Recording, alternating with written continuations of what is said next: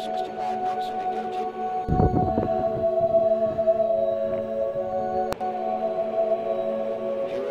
Booster pumps on.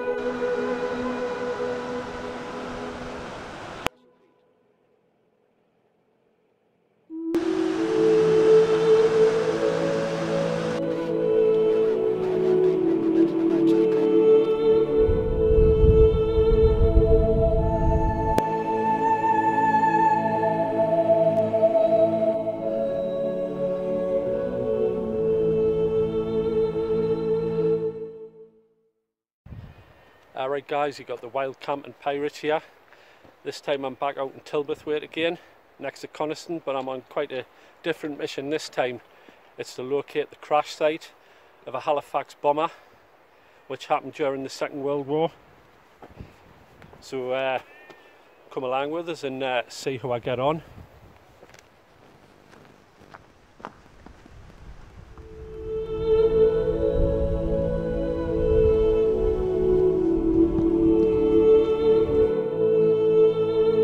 It was on the night of October 22nd, 1944. Setting off from Topcliffe in Yorkshire, the crew of Halifax LL 505, 7 Canadian and 1 British, began a night navigational exercise from which they would never return.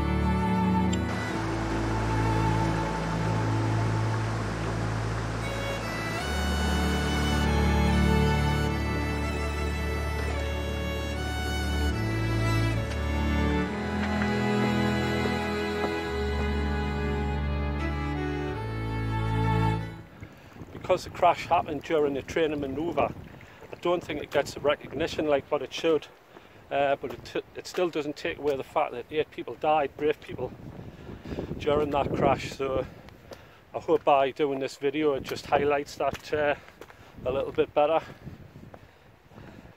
So I've literally parked my car at the car park at Tilberthwaite there. I'm making my way up to Wetherlam, then onto Great Cars and Swirlhow, and it's just in between Swirlhow and Great Cars where the wreckage is, and there's not much left because, as you can understand, it happened over 70 years ago and quite a lot of the parts have corroded or rusted or been taken to nearby museums.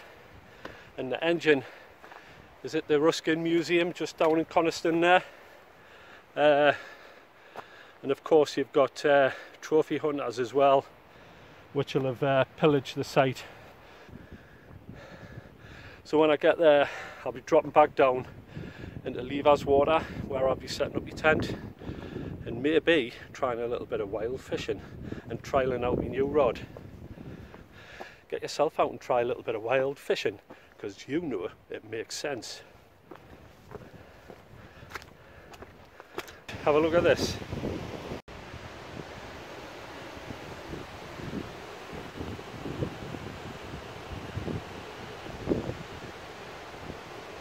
That's pretty steep doing there, like.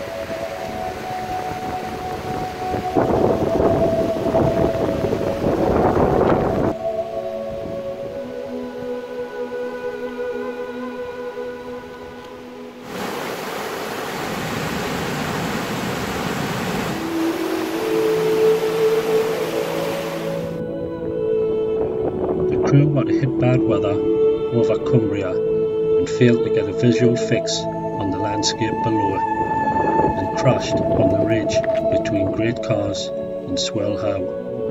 All 8 crew members lost their lives.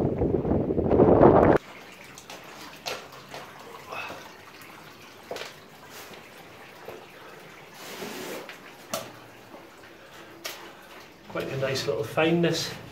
Looks like an old little lead mine. I haven't got my torch handy with us, so I can't see how far it goes on. I love these little surprises, you know, on these walks. Hey. Oh, I'm getting wedged in by my rucksack.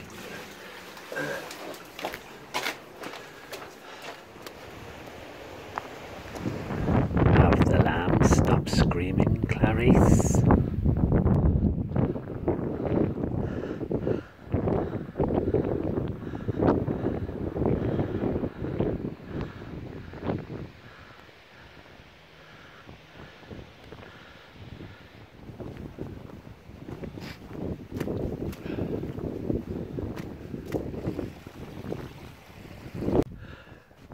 It's a nasty little hole, that.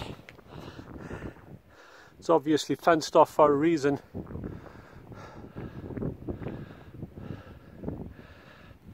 I'm trialling out my new mic at the minute. It's a Movo VXR10. That's in there. It's like a woolly mammoth. So this is what it sounds like with the mic in. And this is what it sounds like with the mic out. So I don't know if there's much difference there. I'll not be able to tell until I get home, but yeah. Looks like a great minge, doesn't it? Fancy sticking a great minge in front of your face. A big gust of wind come up there and nearly had us out on the top. You've got to watch yourself. It is quite windy, like. I was nearly gone, I don't know.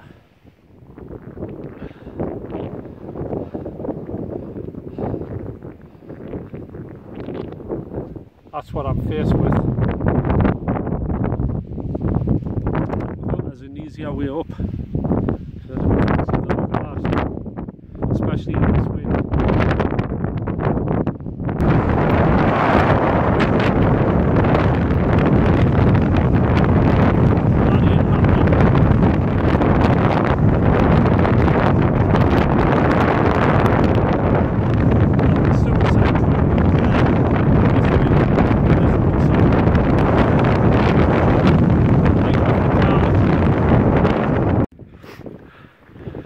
Decided to go for it. I'm halfway up Wildcamp. It's a little bit more sheltered here, but it is quite dangerous. I'm trying to get up on top with that wind.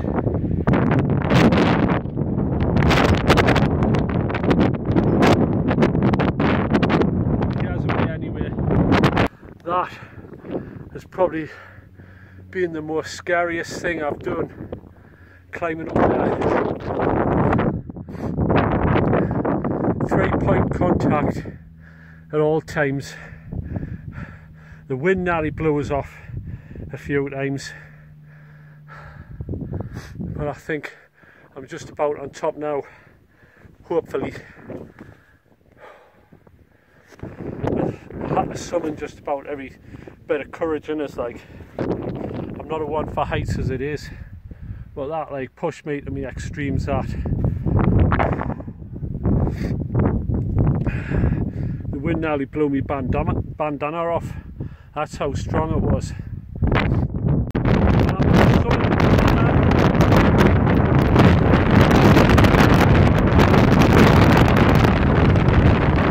not done yet. That's the second summit. Great cars. That's where the crash site is. Just there somewhere.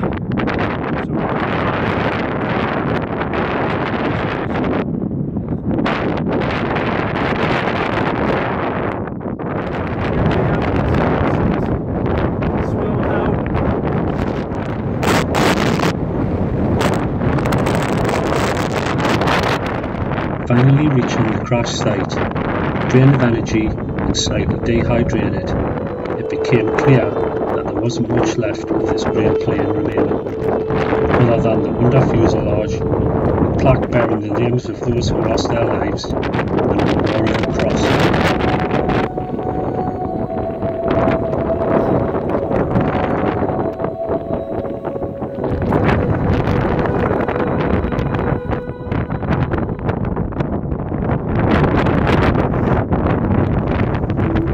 Before heading back down, I had a minute's silence in honour of those that had perished so far from home. I can only describe this place as a sad, atmospheric, but still beautiful place to visit.